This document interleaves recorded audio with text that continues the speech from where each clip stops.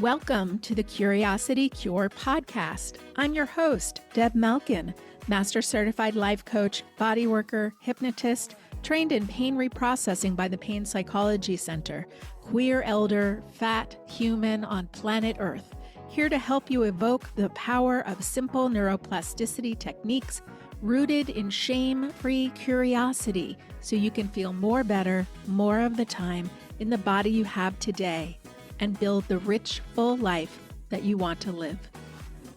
A quick disclaimer, this podcast is not a replacement for medical care. I am here to provide insights and techniques that can complement your healthcare journey, but always consult with your healthcare provider for personalized advice. To all of my feelers and healers on the Curiosity Cure podcast, I am so excited for this conversation. I am with the Amber Karnes. Oh, you're funny.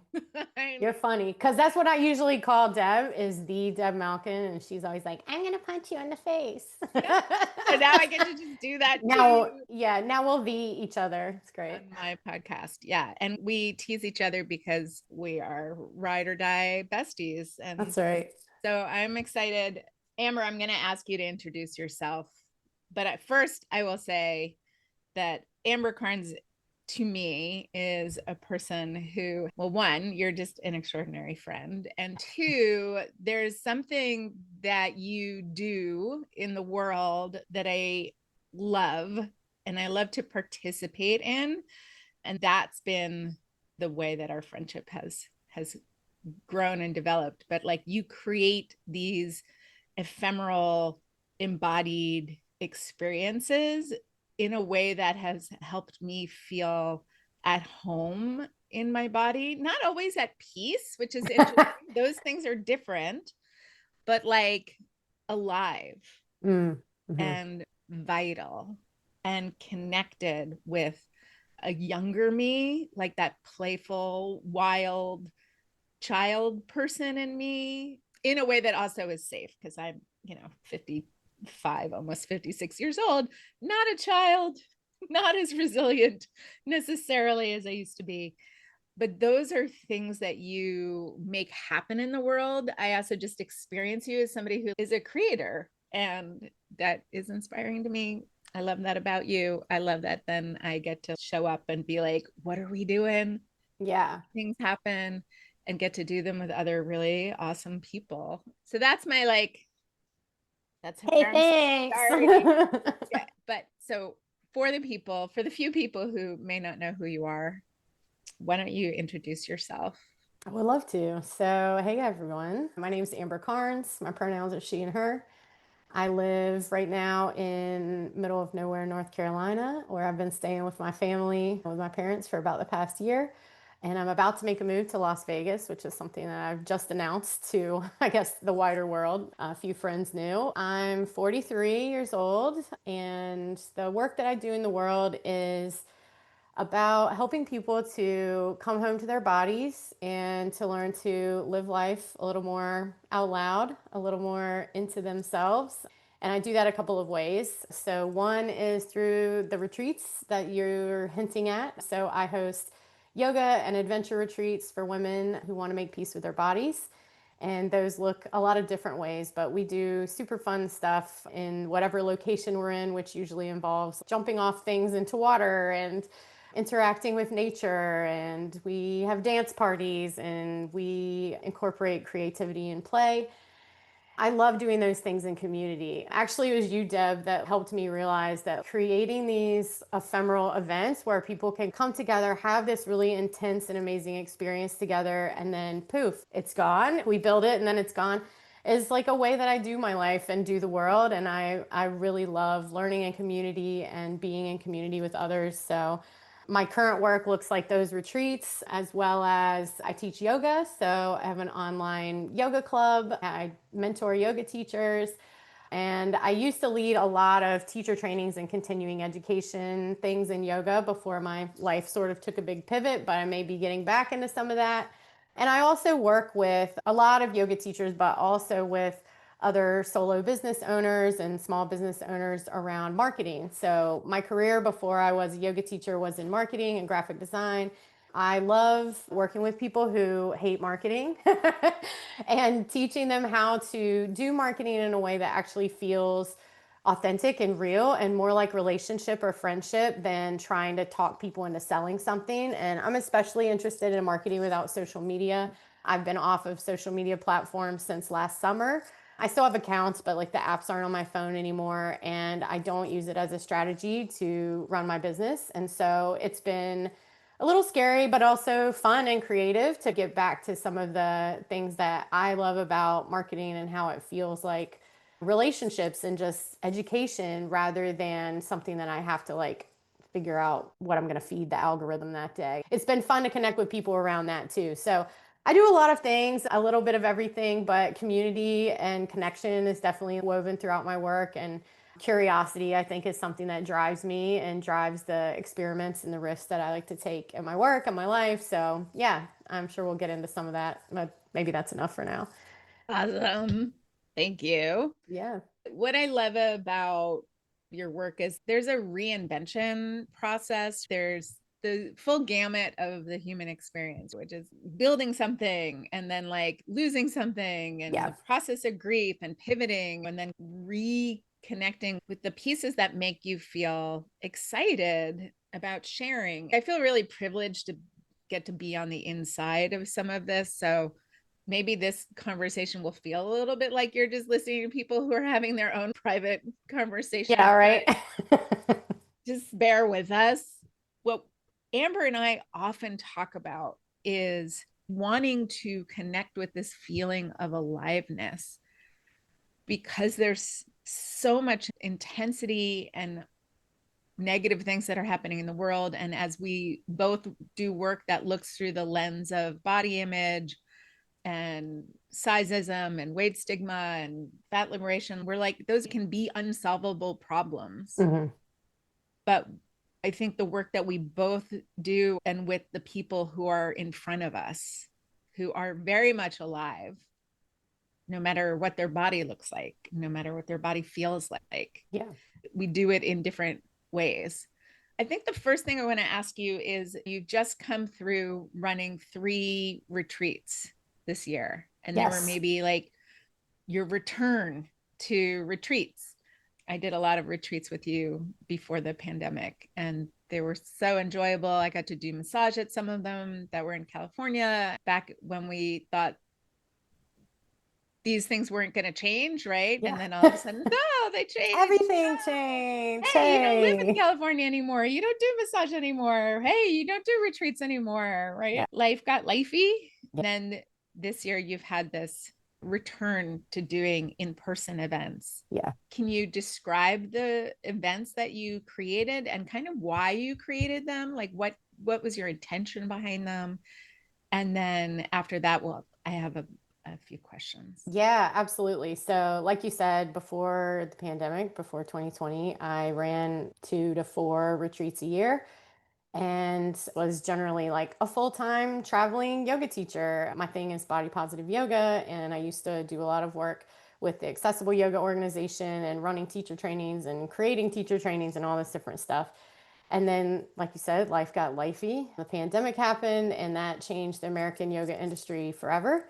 And also, a lot of life happened to me. I went through a divorce after a 20-year relationship. I had a primary business partnership fall apart and take my main income source with it. I dealt with a lot of massive change all at the same time and took a sabbatical from teaching for a few years and took off a few years from running in-person events because I literally couldn't figure out how to handle COVID and mitigate that with the sometimes high risk population that comes to my events. You know, they're more at risk for lots of different things, including bad treatment and healthcare and everything else. And so it was something that I really wrestled with for a while. Like you said, this year I made a return to retreats. And the catalyst for that actually was last April 2024, I took a trip to Sayulita in Mexico. It's on the West Coast near Puerto Vallarta. And I have a friend who's lived there for 7 years. We've been friends for like 20 years. She's like one of my people. And I went to visit her. It was the first trip that I had really taken, like major trip since COVID happened. That trip really changed something in me. I was really struggling with depression. I felt really weird and alienated from the yoga industry, quote unquote. I wasn't sure what my life was going to look like since my divorce, and all the plans that I thought was going to go all the way into the future didn't happen. When I went down there, it was really refreshing to live someone else's life for a week. And my friend Shell, who I went to visit, she's into surfing. So I tried surfing for the first time at age 42. And let me tell you, it was one of the most challenging and difficult physical pursuits I've ever tried, and one of the most fun to try and fail at. Like I've done other, I don't know, I'm a little bit of a daredevil or adrenaline junkie or whatever. And so like I've tried other stuff. There was one point that I wanted to learn how to go to skate parks, but with roller skates instead of a skateboard. And let me tell you, that is not fun to learn. Like you fall, you hit the concrete, we're getting older. We don't bounce off the concrete like we used to. We're not on our parents' health insurance. I'm telling you, that was like not a fun learning curve. Surfing is just as hard, I feel like, but also fun because you just literally fall in the water and get back out. So if you like being in the ocean, it's kind of low stakes as long as you're at a beach that's like appropriate for your skill level. And from the very first time I tried surfing, I was like, wow, I'm going to be terrible at this and I want to go as much as possible. And so I surfed like every day that I was there that week. I would kind of like live Shell's life when I went on this trip. And I would get up early in the morning and go surfing, and then I would come back and I would make some food and I would walk and I would go to yoga class, and it was such a refreshing break from where I was and I felt so stuck. And when I was out there in the water, sitting on the surfboard and waiting for waves and doing all the parts of surfing that are not standing up on a surfboard, which is like most of it, I was thinking about y'all. Like when I say y'all, I mean the people that come to my retreats and the people that I love having in my orbit, all the curious folks in larger bodies that like to try dangerous things safely. I think that's like my niche. And so I was out there and I was just like in my head thinking like, this is how I would break it down, and this is how I would make it lower stakes, and this is how I would invite people to be part of this thing that most of us, most women, especially most women in larger bodies, like have never tried because we don't have representation showing us that fat people surf. I grew up in a surfing town. I grew up in Virginia Beach, Virginia. And even though it was literally right there and I had lots of friends who surfed, I could tell that it wasn't for me. I never seen a bigger body on a surfboard. I never seen any media, any photos or videos of that. When I went into the surf shops, nothing came in my size, not even a t-shirt, much less a wetsuit. And so all these types of messages that we get in lots of different areas that like these physical activities are not for us, when actually my body is perfectly capable of doing all the aspects of surfing, and there's boards that fit my body and bodies larger than mine. It was just, I never had somebody to show me the way like Shell did. And I never had the courage when I was younger to do that and to sort of be a spectacle. And so when I did that in Mexico and had that successful experience with learning to surf and at least trying it, I don't want you guys to picture me like standing up and hanging 10 every time. Like, this is not what happens. It's mostly falling off and trying again and falling. Oh, I got a knee up. Oh, I stood up for half a second. But trying it was so fun, and it like really became this thing that I was like, okay, this is a fun type of play. This is exactly like the thing that I want to help people do. So the retreat came to me on that trip, and came off of that week of trying surfing and being in the water and imagining bringing a community of people there to try that thing and to do the thing that I used to do at the retreats back when I was running those before the pandemic, which is we all get together and we take some risks together, and you have a whole cheerleading squad of people who are there to do the same thing as you. And I was like, I know this has to happen. And so I came home and I made massive changes to my life. I decided on that trip that I needed to leave Baltimore, which is where I had been living for the past 6 or 7 years, and mix some things up. I needed to get my heart and my mind in a better place. And so I came home. I moved in with my parents. I like left Baltimore and went to North Carolina, moved in with my family to be able to save some money and get my finances back right and actually be able to pivot my work, because I had stopped doing everything during COVID and I was on this sabbatical. And it's not like I wasn't working. I was freelancing here or there, but I didn't know what my thing was going to be. This other thing had fallen apart. I felt really weird and alienated from the yoga land, and I needed to come back to my work on my own terms. And for a while, I thought that meant I wouldn't be teaching yoga, but I was like, you know what? I'm doing this retreat at this beautiful hotel that literally has 2 yoga studios in the hotel. I obviously have to make yoga part of this. So yeah, I came home, I moved to North Carolina. I changed a bunch of stuff. I changed a ton of habits. I started taking really excellent care of myself and my health and going to the gym regularly, and I quit smoking weed, and I did all these different things that really helped me to focus on my work. And I feel really privileged that my parents like gave me a place to land where I didn't have to pay rent or groceries for a year. Like, how great is that to be able to catch my breath and really dream and imagine these new things that I wanted to do. And so I booked a surfing retreat in Sayulita, and it sold out in 2 days. I was so shocked. So I booked another one literally the week after that. And those were the first 2 retreats that came back to the work that I love the most in the world. I've been throwing events since I was a teenager, from everything from punk rock shows to craft shows to a billion workshops and skill shares and conferences. And retreats are absolutely my favorite type of event to have. It's such an honor to be able to make this container where, yeah, we do get to go on vacation together in a beautiful place and try fun things, but it's more than that. It's like we're bringing people together with a very specific purpose and mindset and desire, which is to live more fully in our bodies and to accept the bodies that we're in and all the bodies that we're gonna be in down the road. And that is a challenge because it means basically accepting the nature of change itself, right? And so like yoga is about that, and embodiment's about that, and learning to live in these bodies and show up for the bodies that we have is about that. These 2 events that I did, and also just the enthusiasm that my community showed me when I had kind of like fell off the world for a few years with that, don't call it a comeback was amazing to me. And I was so encouraged and excited. And then when I got to Mexico and produced these 2 surfing retreats, it was like I really got to feel the growth that I've had over the past few years, both just as an individual and being able to feel more confident to step into my leadership and fix things and solve things and make things better for people. And also my growth as a yoga teacher. I was nervous going into those events because I was rusty. I haven't been teaching all the time when I used to teach hours and hours every week. It was so wonderful to have myself reflected by the students that showed up and for them to say the differences they noticed in me. And for me to really feel reinvigorated and excited about teaching practice again and that type of thing.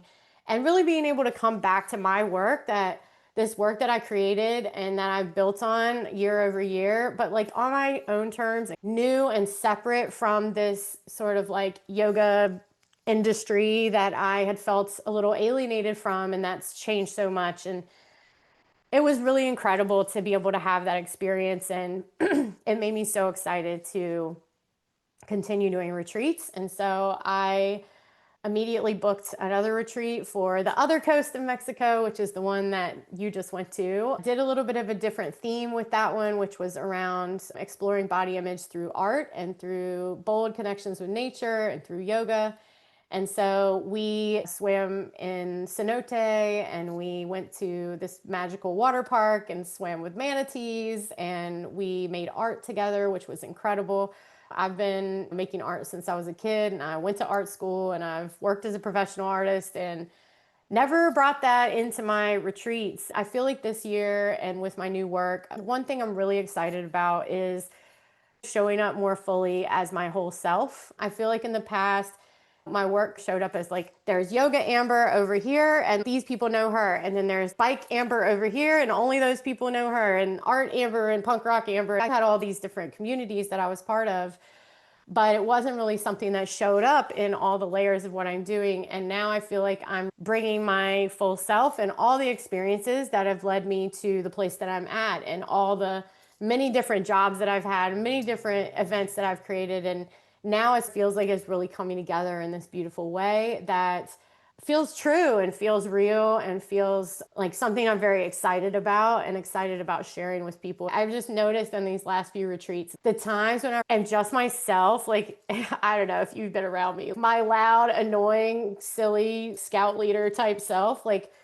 people love it and people accept me and they're excited to do the things that I want to do. And I feel so excited to be able to create these experiences where folks can come together and have adventures and have that opportunity to be reflected by one another. I was talking about having that opportunity when I'm teaching to be reflected back by my students, but we do that for one another at these retreats. That's one of the reasons I think community is kind of magical. It's like we all hold up this mirror that somehow we can't access unless we're around other people that see us in a different way than we see ourselves. And I think that's one of the really cool things that happens at those events. So Yes, that is all true.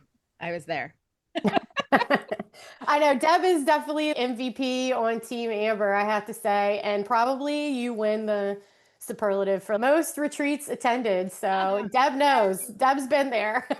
Something I can win. That would be amazing. I love it. Although I didn't go to the surfing retreats. I mean, some of it was I was overbooked Yeah. on other travel. Ugh, my first world problems. But also I think I was nervous. I was Yeah. scared. Yeah. I was like kind of more scared than excited. Although Hmm. hearing about it, now I can start to imagine Yeah. what it would be like to go.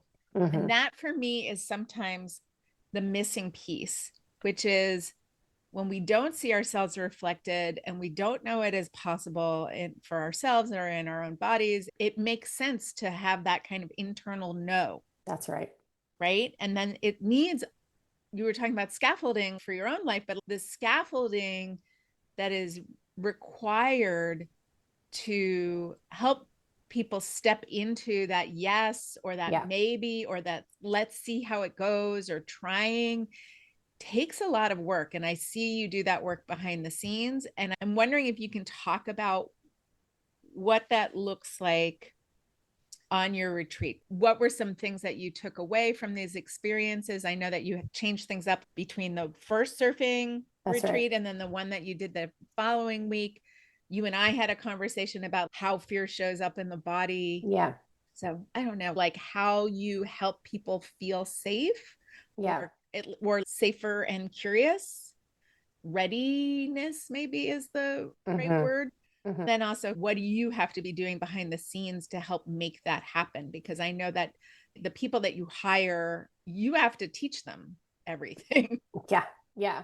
Yeah. Okay. So when I think about, well, I just want to go back to one thing you said, which was like, that you were a little more scared than excited when you think about the surfing retreat, but now hearing me talk through it, like a little, possibility shows up. And I think it's also true when we're talking about not seeing ourselves reflected in places like surfing culture. One thing I'm super excited about as I relaunch the surfing retreat for 2026, which is happening soon, is sharing all the media that I got from these two events.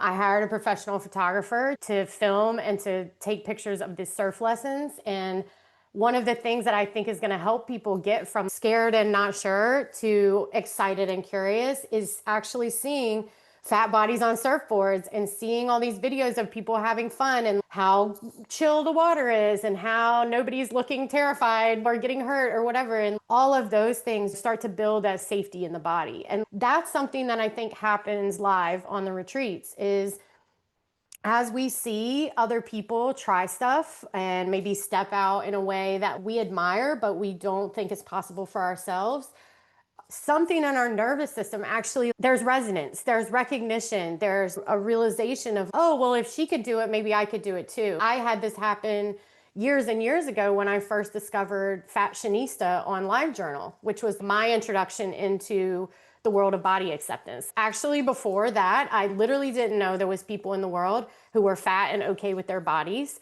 I only knew other fat people that dieted or that were constantly trying to change their bodies. And when I saw these women modeling, like modeling, not in the fashion sense, but like literally modeling the idea that you could wear something cool, look super cool and different and stand out in a way that, like, I had always tried to tone it down, is I didn't want people looking at my disgusting fat body or whatever the beliefs were that I had.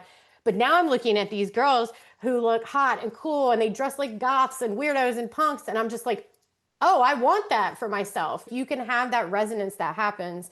And I think that's what happens on the retreats. A lot of events that I've thrown in my life, I just basically create the experience that I want to have that doesn't exist yet.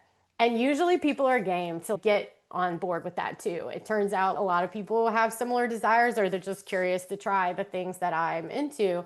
And so I share things that I've done myself. And so with the surfing retreat, I had the experience that maybe was not the best experience a first time surf lesson could be, for sure. I was just tossed in a class with three other, 14-year-olds who stood up the first time they went on the board in their little thong bathing suit and their flat stomach, and I'm 43, like trying to deal with a body that doesn't know what it's doing here and everything else. But I survived and I was fine and it was excited and I had fun, even though it was scary to step into that and say, I'm going to show up, even though I'm older and I'm pale and fat and I don't fit this image of a surfer that we've seen or whatever. When I did that experience, I was like, okay, what are some ways that I can invite people into this experience and make it more accessible, lower the barriers that make it scary to do? And that's kind of how I think about the activities that I offer at my retreat, whether it's jumping off a rock into a river or an ocean or a cenote, or it's something like surfing, or it's something like a challenging hike. I try to model that in my own body. And I've been in bigger and smaller versions of this body, but I'm not in some traditional athletic body. And so I think as a plus size woman, when other plus size women see me try a thing, it opens up that possibility, right? It does that mirror neuron resonance thing that our nervous systems do when we sense a possibility in someone else before we can really believe it for ourselves. And I feel like that's like an important step. And that's one of the biggest tools that I think we have as fat folks or as disabled folks or anybody with a marginalized identity that has a certain lived experience, that we see somebody like us doing the thing that we want to do. It makes it easier for us to believe it and imagine it. And so during that first surfing retreat, I had a few things that I learned because I'm a new surfer too. Like I did host surfing retreats, but I hired instructors.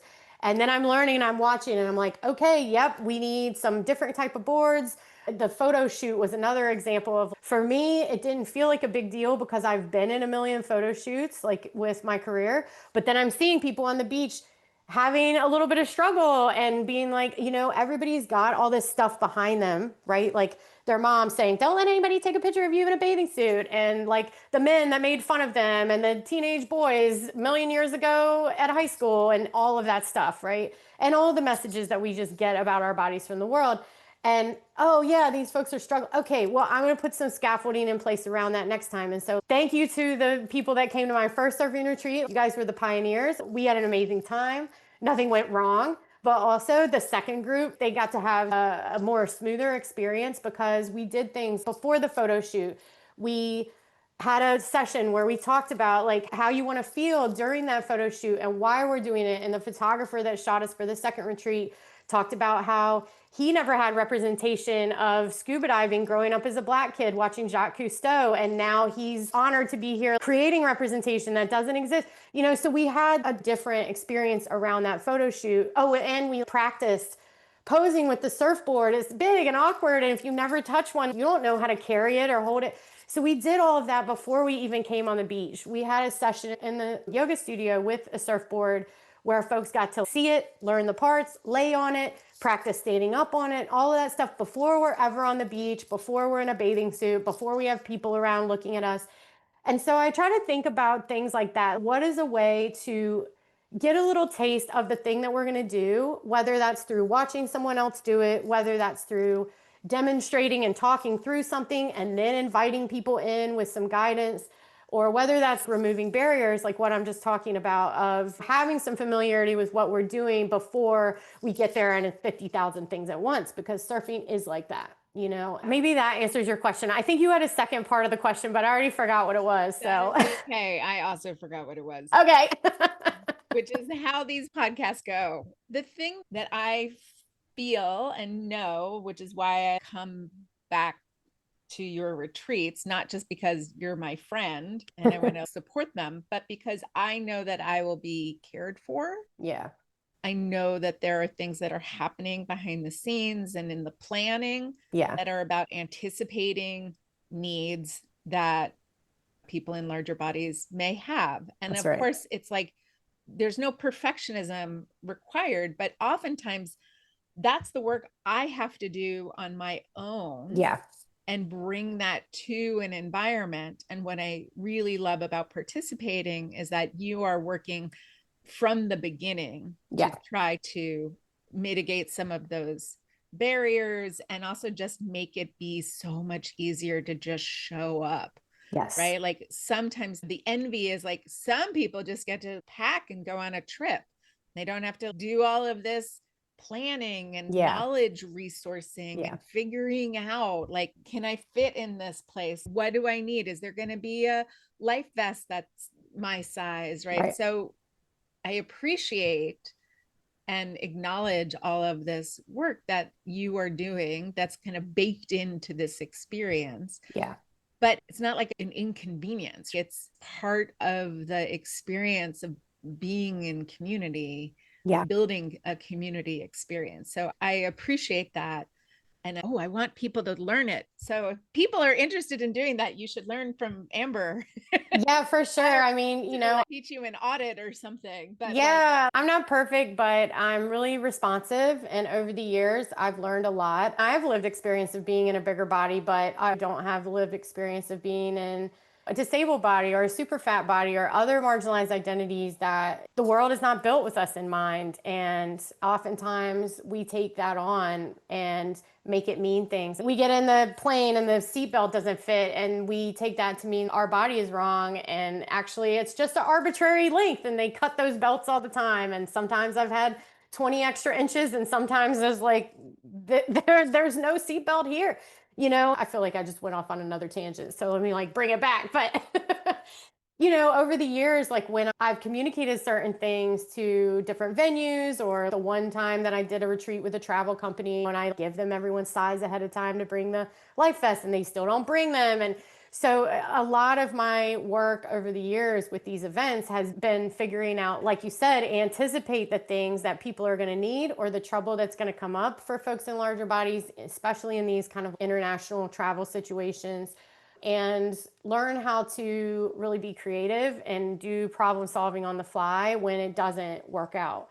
And even the venue that we had in Mexico this past time, everyone had a great time and no one was left behind or made to feel like they were too much.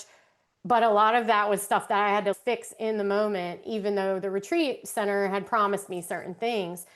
And it's not always perfect. We didn't get to do some of the activities that I wanted because a certain excursion couldn't accommodate us. And I really design my experiences based on the people that need the most support. I never want people to have an experience at my retreat where they feel too slow, too old, too fat, too disabled, too left behind, whatever.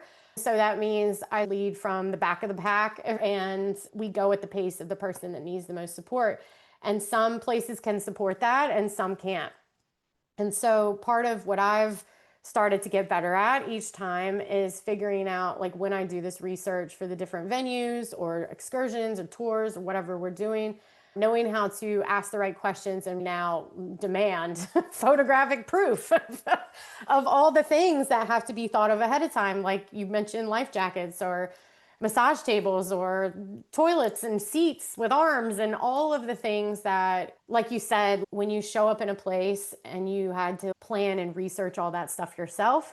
I think one of the nice things about coming to one of my events is you don't have to plan that stuff. You can just know that I'm not going to pick a venue that has a bunch of seating that doesn't work for anyone. I'm not going to pick a place to do an excursion that I haven't tried myself and made sure that there's going to be a way for everybody to meaningfully participate. That's something that, I don't know, costs me, quote unquote, extra time and prep and energy, and eliminates a lot of places from being able to go, but also is super important to me because this is my community and this is the experience that I want to create and have really rich, beautiful, trips that people feel, well, maybe I'll just say it this way. I feel like the wellness industry, which I guess retreats are kind of under that, yoga is under that, a lot of like fitness experiences are under that, really just don't even think about us a lot of times. There's this stupid story and culture that like fat people aren't interested in physical or athletic pursuits. I find that's actually really not true. It's kind of a chicken and egg situation, right? Are fat people not interested in surfing because they can't surf? Or are fat people not interested in surfing because literally every picture, video, wetsuit, surf instructor, surfboard width and volume tells them that that sport is not for them? And I find that that's usually the case, is like, we weren't thought of, we weren't prepared for, and so we show up and we have a terrible experience. Like when we get on that plane and the seatbelt doesn't fit, we assume that means something about the size of our body and what it should be. And when we get somewhere and they don't have a wetsuit in our size, or we get somewhere and there's no life jacket that fits, it's not like we couldn't do that activity. We're here, we're ready to do the thing.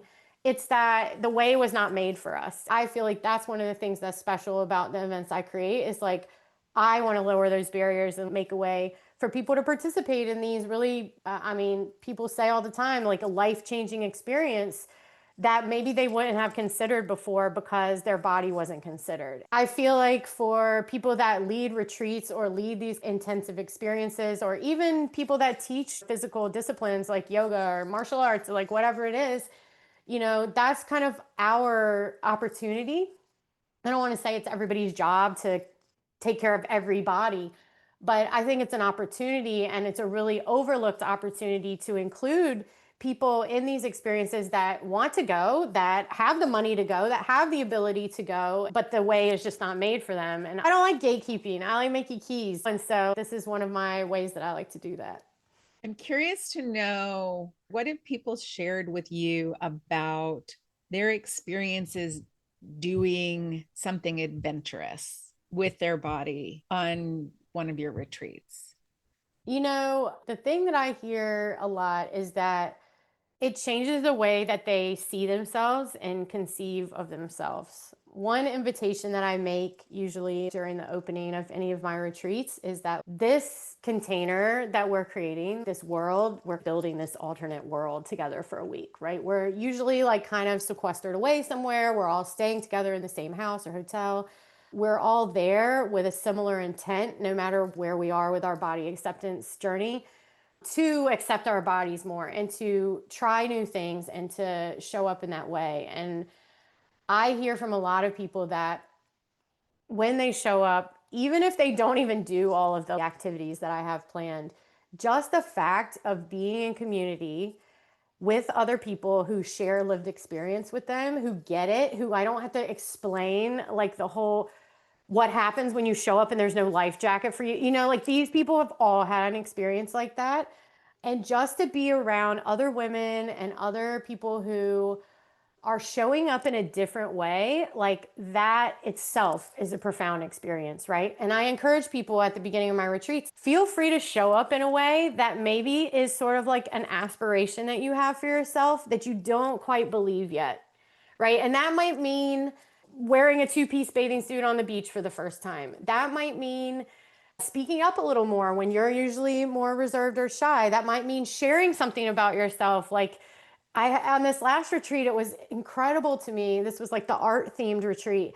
How many people shared with me their artwork, and they are astonishing artists that I've never seen it on their social media. It's not something they monetize or that they talk about.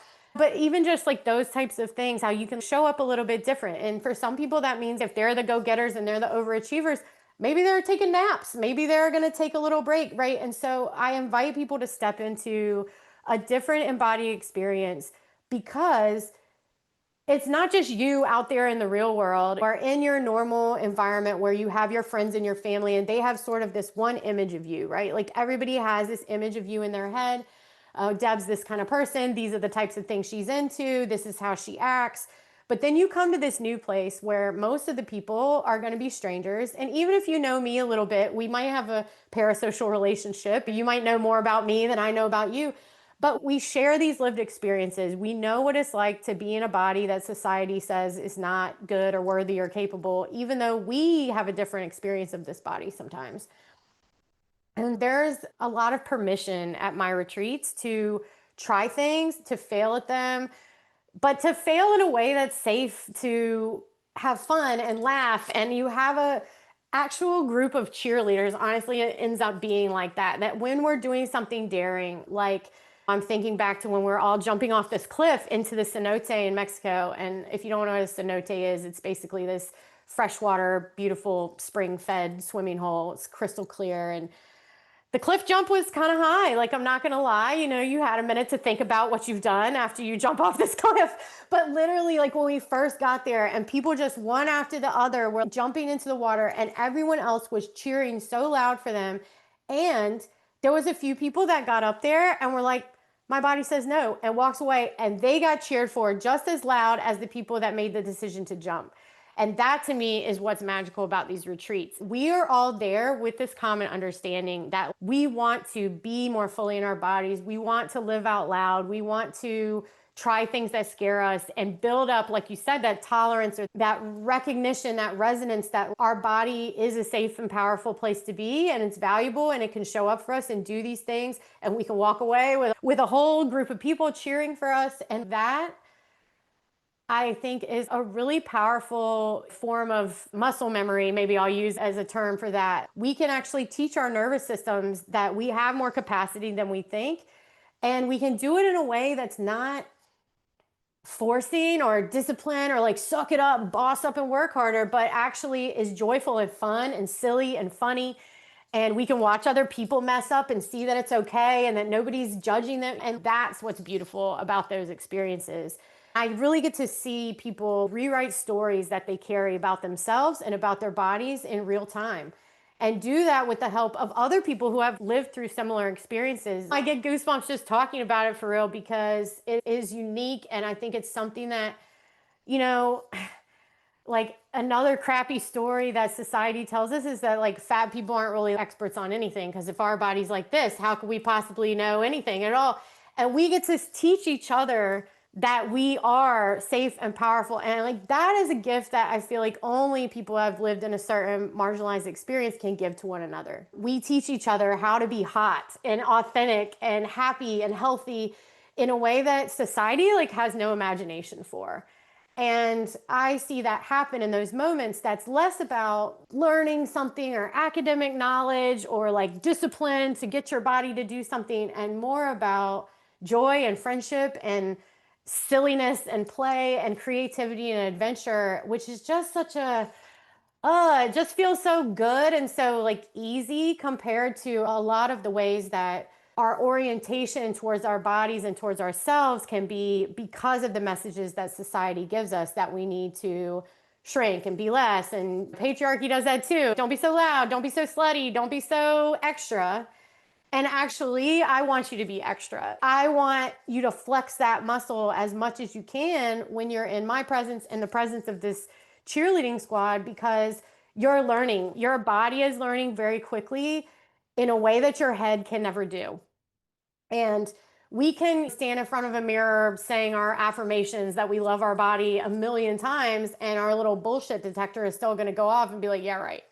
You can think, oh, I wish I could go surfing. But if your danger signals are going off and saying, like, nope, nope, nope, nope, that is not a possibility for you. But suddenly, when you show up and you see other people enjoying their bodies and showing up and being strong and powerful and loud and all the things that we're told not to do, and you admire them for that, it's like kind of like breaks something in your brain and allows you to open your view a little wider and be like, well, there's actually a lot of possibilities of how I can be as a woman, as a person in this body, as someone who's aging, as someone with a disability, as someone with persistent pain, whatever the thing is that you deal with that you feel like holds you back.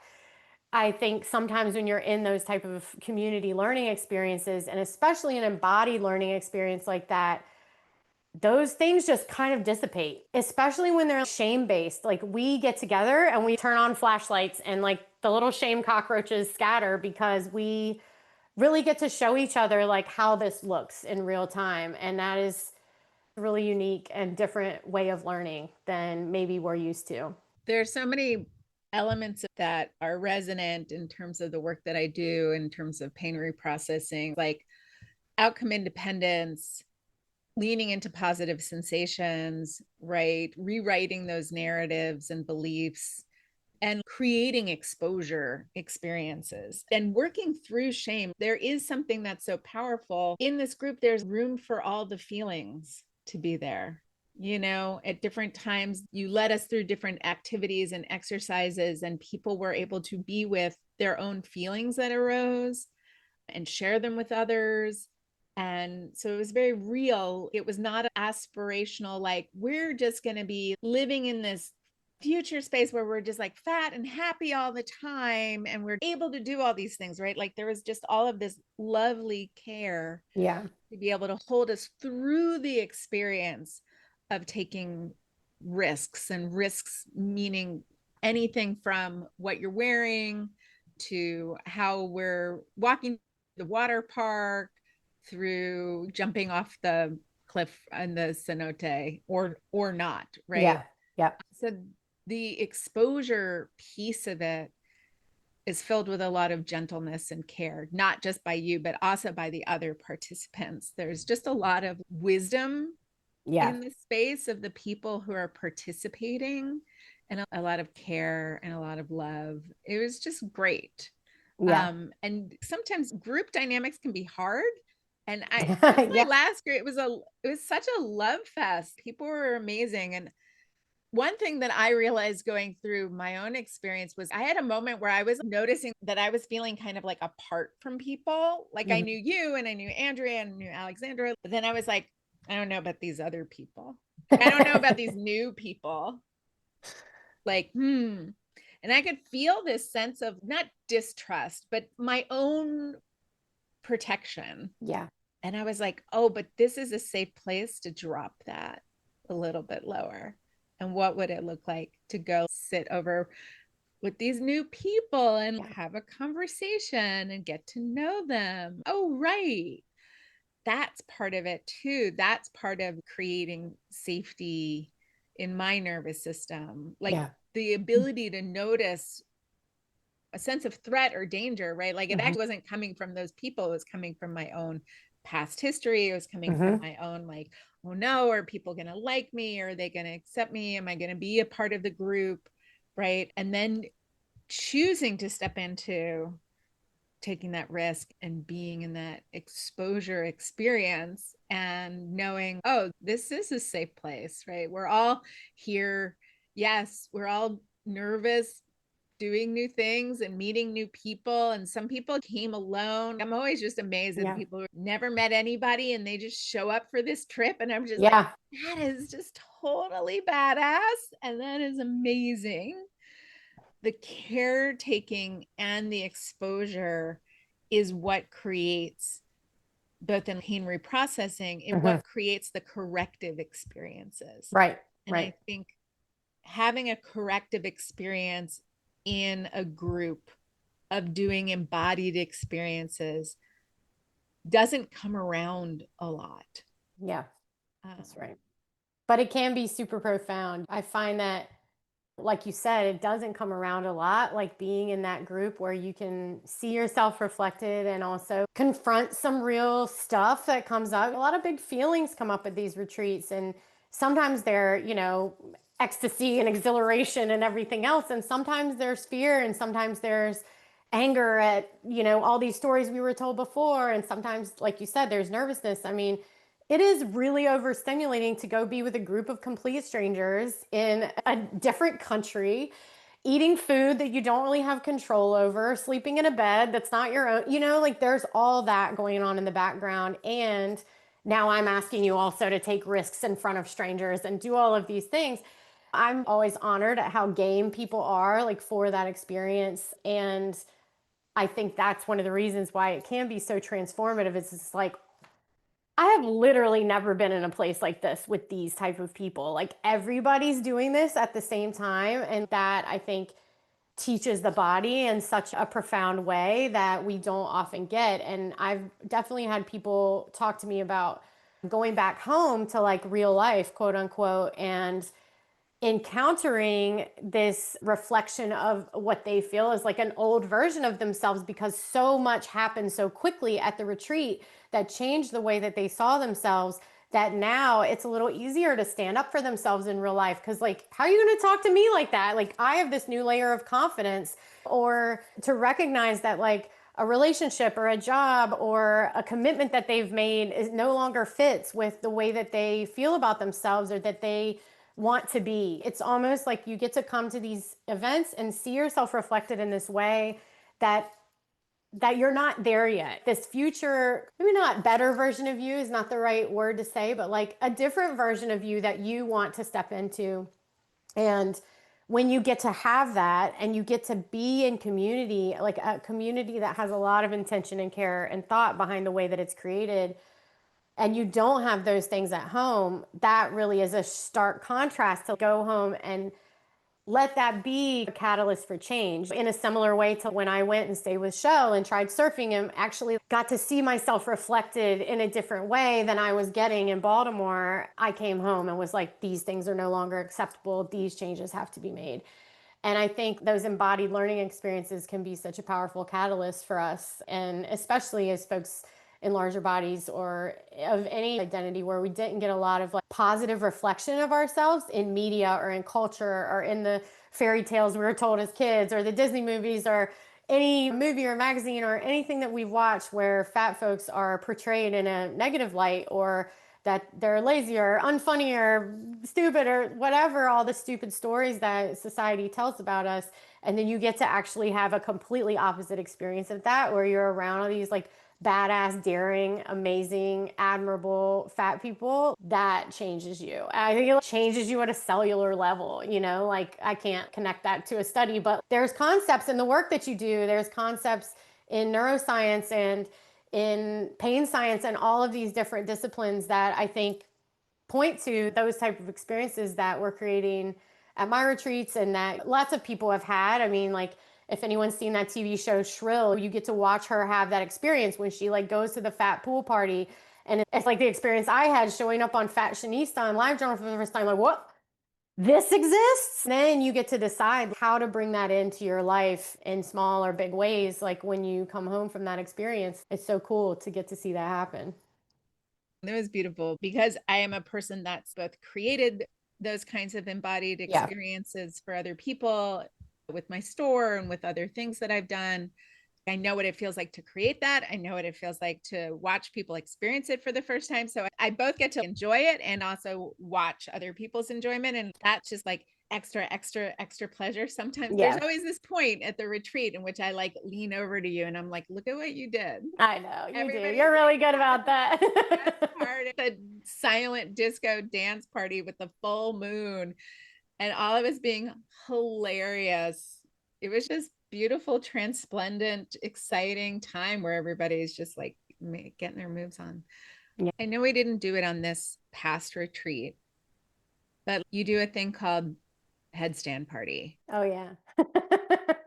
Because you've listened to me talk about pain neuroscience forever, embodiment, that kind of nervous system tending when we're doing exposure experiences. Yeah. I want to hear through that lens. What's a headstand party? Yeah. What happens when people, maybe for the first time, go upside down? Go upside down. Okay, so first the what is, and then we'll talk about how I create them. So headstand party is something I invented. I'm pretty sure no one else in the world does this, at least in this way. As a yoga teacher, I find that a lot of times people in fat bodies have not practiced with teachers who either have the lived experience of being fat or were taught anything at all about working with folks in larger bodies. Most yoga teacher trainings don't even cover it. If they do, it's sort of an afterthought, like, I don't know, use a block. So I find that a lot of times fat yoga students, even if they've had a practice for many years, have never had the opportunity to do some of the things that people would consider more advanced parts of the practice, like a headstand or a handstand or some different poses like that. And a lot of times the teachers that they're practicing with either don't have the skill or don't frankly have the imagination to understand how to assist people in different types of bodies to do the thing that they want to do. There's been a version of headstand for a long time. It's in the Iyengar tradition of yoga where you use two benches or two chairs. When you're doing a headstand, traditionally your head is on the floor, right? And you either have your hands or your forearms on the floor to support your body to be able to do it. But if you don't have maybe the upper body strength to fully support yourself, if you've literally never been upside down and don't have the inner body awareness to figure out how to like organize your body when you're upside down, there's a risk that you could injure your neck, that you could hurt yourself doing this stuff. And so a lot of teachers don't even want to go there with bigger students because A, they don't trust themselves enough to be able to support you while you're doing that. And B, they don't actually know the capabilities of your body. So this version of headstand with the two benches is really great because you can do it and no pressure at all is on your head or your neck. So basically what happens is your trapezius muscle, this big meaty muscle that's shaped like a stingray on your back, all the weight is going into your trapezius muscles balanced on these two chairs. So your head is hanging free. You can bring your whole body upside down and it's really a safe way to do it if you have the support to get there and a teacher that is experienced in teaching it that way. So when I used to teach yoga workshops, even before I ran my first retreat, I would always include headstands and inversions as one of the things that I would talk through and talk about how the practice changes when you're in a bigger body or when you're disabled or when you're older or whatever. And headstand is one of the poses that I would get questions about the most. So this became a thing that I started to do with students and I incorporated it into every workshop. And eventually Headstand Party was born because inevitably what would happen is as soon as these people started going upside down and having this like literally their faces are always like this surprise, this amazing experience of not feeling scared, but actually feeling invigorated and exhilarated and the feeling that you get when you do something dangerous, but you have a safe experience. And literally the crowd would erupt into cheers and applause without my prompting. This was born naturally just by the way this happened. So what Headstand Party looks like is first I demonstrate it in my own body. So I go up, I explain the setup of the props, I explain what's in place and why it's placed that way for safety. We always put the chairs against the wall. We always have the chairs on a mat. We always have another mat that your feet can land on. So nobody's sliding or slipping. I want folks to know this is a very safe setup. I show them in my own body what it looks like to actually kick up into a headstand and to be there and your butt's on the wall. You have a lot of support. You don't have to balance or anything like that. Then I demonstrate it with someone because I'm going to be there to assist you. And so I either have someone that I've worked with a little bit ahead of the activity or that I know can do this activity on their own. And I show them what the assist is like, right? I'm going to put my arm here. I'm going to press here. We are going to come up on your own steam. This is what you do with your body. When you're here, these are the cues that I'm going to say. If you want me to step away, I'm going to ask, and then I'll step away. And then the second part of Headstand Party is you should appoint a photographer to take your picture when you're upside down, because the other thing that I encourage folks to do is A, I want them to see a picture or a video of themselves doing this. Again, this is teaching the body by seeing yourself do something that you did not think was possible. You're re-educating those pathways, and I encourage people to share it on their social media or with their friends or whatever. And I always get some skeptical looks when I talk about that, but like people lose their minds. When they post these pictures, they get so much encouragement and cheers and, oh my gosh, I can't believe you could do that. I want to try it now. So there's this ripple effect that's very exciting to me when people do choose to share those experiences and those images, that representation that fat bodies are powerful and capable of so much more than we think they are. So during Headstand Party, then one by one, people come up after I talk them through it. I explain the rules. I explain exactly how everything's going to work. And then it's up to people to volunteer. I'm like, who's first? There's always somebody that's ready to go. And so right from the minute they jump up and come up front, people are cheering, people are encouraging them. They've got a photographer right there. It's very engaged. The group is engaged. This is not something you're trying alone. And you know you're going to see people get up and try something for the first time. It's a safe place to do that. It's a safe place to experience being a beginner at something, being bad at something, because I'm here to support you. No one who's tried this hasn't been able to do it. Every single body that I've ever tried this with, many different shapes and sizes and configurations and amputees. A lot of people I've done this with, and everyone does it. It's a beautiful experience. People come up, I ask if they want me to step away. Some people don't. They want that support, and I stay right there with them. And some people are like, yeah, go. And then they get their picture. Everybody's cheering. They call me back over. We come down safely. We celebrate. And then it's like the next person and the next person and the next person. I swear, I feel like I drank 50 shots of espresso every time I do one of these because it is so powerful to see people have those embodied realizations over and over and over again. And I think that's part of it too, right? It's teaching our brain that this wasn't a fluke. This isn't something that just happened just because Amber's here, it was some magical experience in another country. Everybody did it that wanted to try it, and everybody got their chance, and everybody was successful. And that teaches our nervous system something too, right? About safety and risk and possibility and all of those things. I love Headstand Party. I think it's something that's really unique, and it's one of those ways that we can create those experiences for people to have that positive embodied experience of the body they've got right now. Like the one that's not strong enough to do a headstand. Like actually it is. And this is a place you can practice if your goal is to eventually do a headstand on the floor. Not that it has to be, but it could be. And there are ways in that don't include having the ab strength to pike your legs up or whatever ridiculous thing yoga studios have told people they need to do before they're allowed to do a headstand. And actually there are tools that we can use. And that's why I'm such a big advocate of props in yoga. Props to me are not an afterthought. A lot of the ways that props are taught to be used is just like, okay, we're going to come into this pose and these are all the things to do. And if you can't, then go get a prop. I don't teach that way. I incorporate props from the get-go because everyone has different proportions, different limb length, different flexibility, different mobility, ability, or limitations. And props are there to enhance our practice. I have long legs and short little T-Rex arms, and I put blocks under my hands in downward facing dog because now my legs can find the work and my center of mass is right where it needs to be.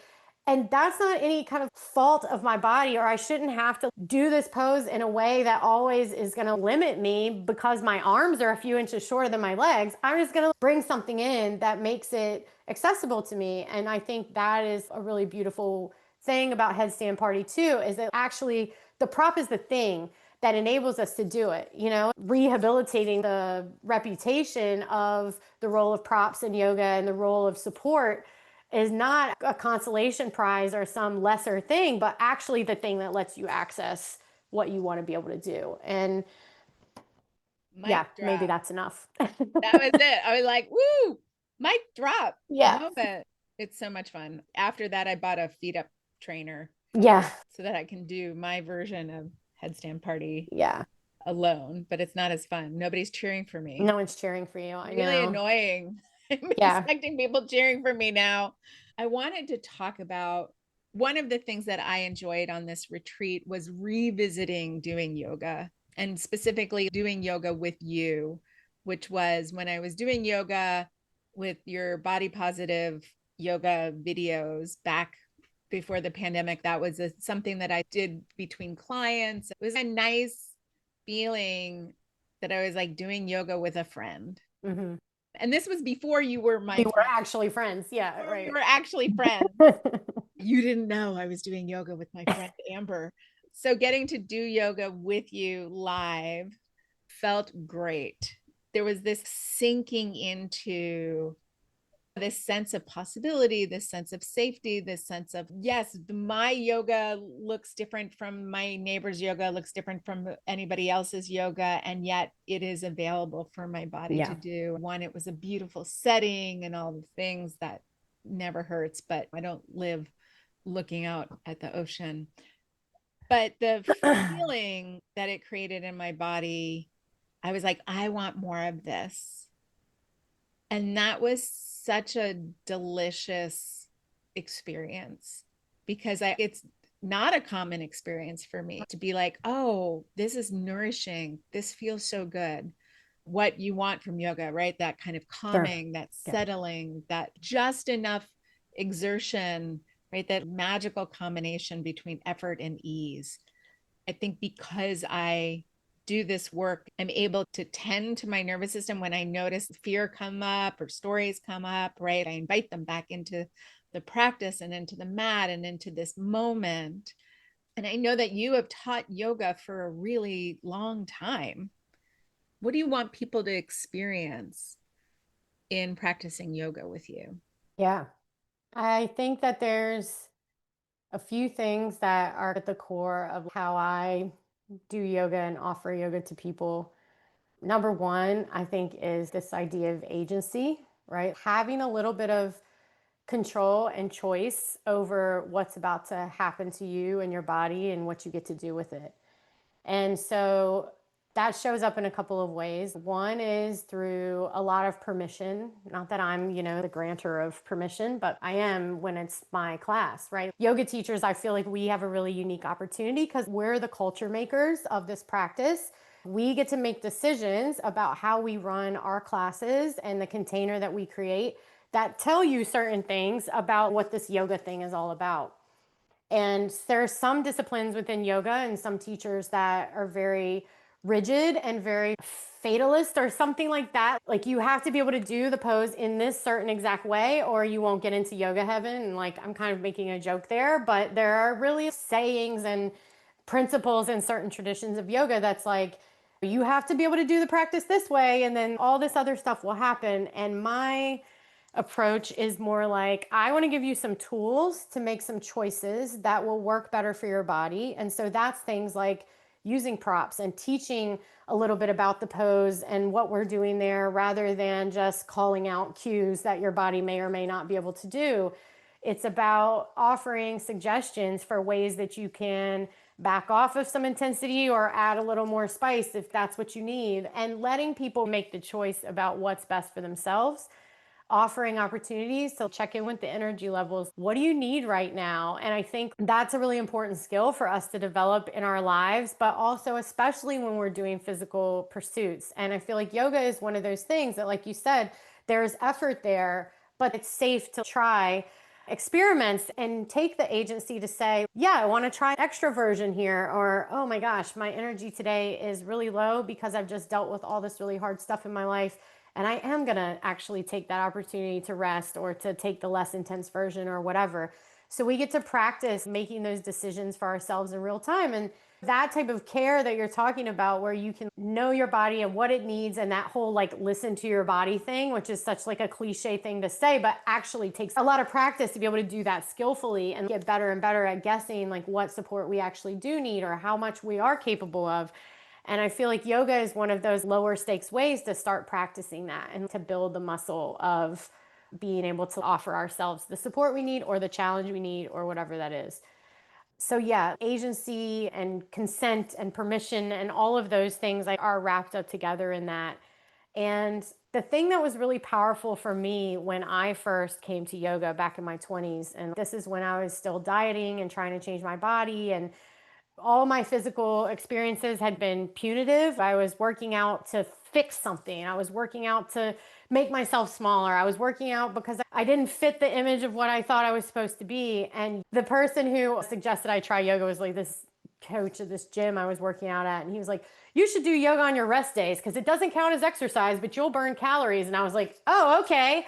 So it was presented, I know, it's like the stupidest explanation I literally ever heard, but I ultimately was grateful for it because I didn't go in there to this yoga studio expecting a workout. I didn't approach it like another thing that I was doing to change my body. Even though I was like, oh, it'll still burn calories. Like to me, I heard it's something to do on your rest day. So, okay, this is rest. This is something different. When I came into this class and did what the person was saying, like I had never tried yoga. I didn't know what it was about. I didn't know anything about it. I just thought it was like a stretching class. But I left that class. Well, first of all, the mean girl voice in my head shut up for 10 minutes when I got in the car. And I was like, I only noticed when it came back. It was like this, it just down regulated me and my nervous system in a way that I think I had never experienced before. I had never tried intentionally to relax my nervous system. I had never tried intentionally to practice Shavasana, to like lay still at the end of something physical that I had done. So I tried all these new things and it taught my body something that was possible that I did not have in their repertoire before. And so that's the desire that I have to share with my students, that there's this other way to be. It's not about, some people think, okay, meditation, I have to get quiet and sit still in this position and I have to have no thoughts in my head. And it's not about that, but it is about teaching our nervous system that there are these other states that are available to us. There are safe places where it's okay to try what may be really risky feeling for some people, of relaxing and releasing and letting a feeling of calmness come, when many of us are in this state of constantly doing and going and protecting. It's a protective thing, like the stuff you talk about, that our nervous system doesn't want to let us relax because it thinks it's protecting us from whatever that threat is that will happen if we relax. And so many of us have gotten the message that, like, fat people are lazy, so like we don't want to relax because then we're like fulfilling that story, and this might not even be something that's happening in our conscious thoughts. This is just all down here, right? It's all those stories we carry behind us that give meaning to things. I just want to open up the possibility that, hey, your body can feel this way too. Your brain can feel this way too. There's ways that you can participate in these practices that aren't about sitting in silent meditation for a week with your own thoughts, which makes some people want to be like, and run away, But there's ways that we can make friends with your brain and make friends with your body and try some new things that show you, in the same way that people are jumping off the cliff before you shows you, that it's safe and it's possible and it's something you might want to return to and continue to make that something that's even more possible to slip into quicker, right? That state of feeling calm and relaxed and feeling good when you get to move your body in ways that it normally doesn't move, and all the benefits that type of practice can provide. So maybe that's enough.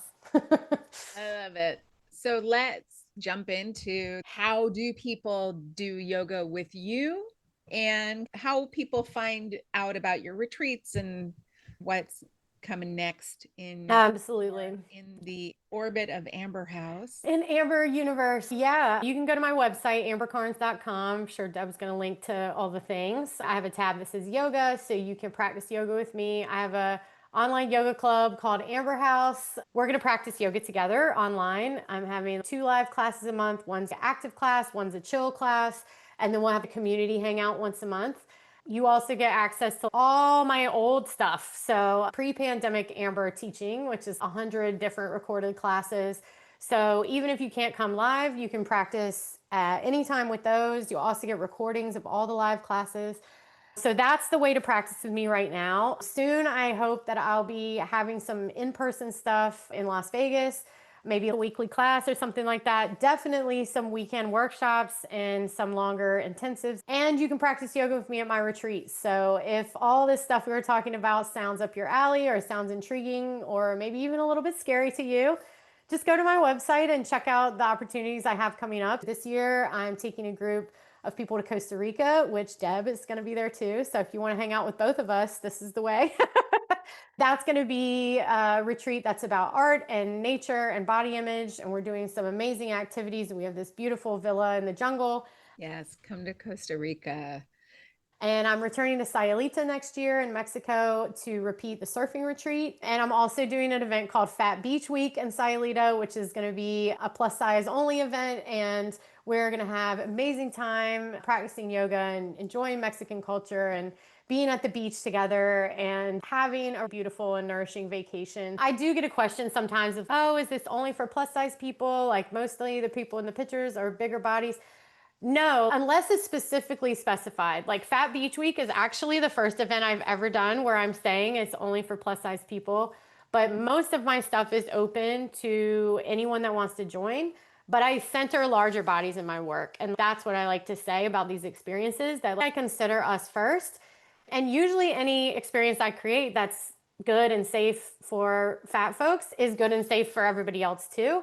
So those are the ones that are on the books for next year. I've got some other ones in the works, like a Vegas vacation retreat later in the year and some other things like that. Go to my website and get on my email list. That's the best way to be the first to know about all the things. I hope I'll see you at a retreat or online. I know Deb has some fantastic folks in her orbit, so I'd love to connect with some of you for sure. It was great to do this. Thanks for asking me.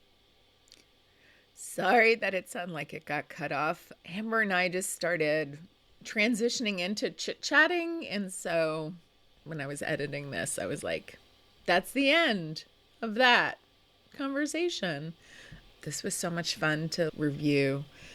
It really brought my body back into that feeling of being there, being on retreat, jumping into the cenote.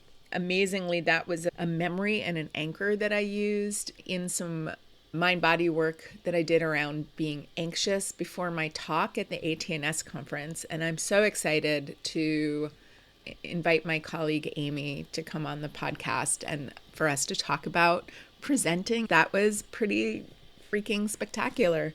But it was really fun to bring in that memory of swimming in the cenote and cliff jumping as a positive memory. And so I want to invite you as a practice to find a positive memory of a way that your body felt that felt really good for you.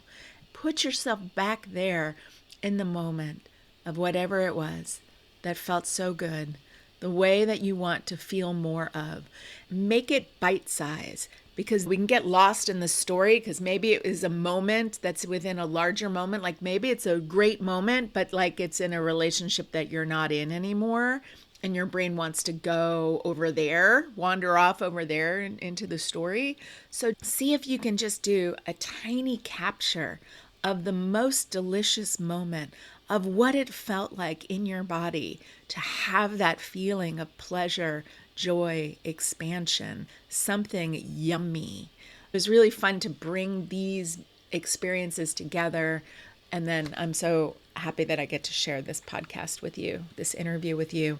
There are still spaces for people to join us in Costa Rica. So if you would like to come on a retreat, and maybe you've always wanted to go to Costa Rica, maybe you've always wanted to go on a yoga retreat, but we're kind of like, oh, yoga retreats are really not for me. I want to encourage you to reach out to Amber and find out more information and see if this is something that feels like a empowering embodiment experience that you want to step into. I want you to think about in your life, what is an empowered embodied activity that you might want to get curious about and challenge yourself using these tools, understanding that you can create this sense of safety for yourself, giving yourself permission to do it and to see what happens. All right. Thank you so much for listening.